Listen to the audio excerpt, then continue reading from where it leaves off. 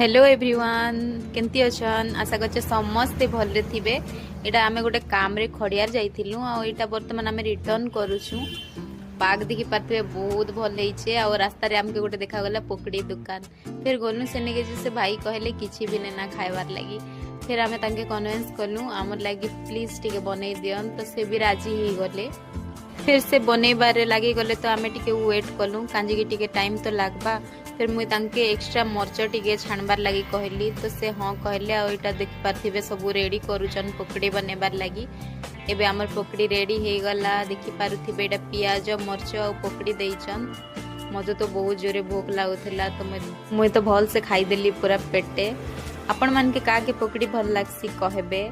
मते तो वर्षा होथिबा आ पकड़ी तार संगे मर्च आ पियाज आ एक्स्ट्रा टमाटो कंचा मर्चर चटनी भी करथिले पकड़ी संगे हेले आमी नहीं खाई कांजी की मर्च आ पियाज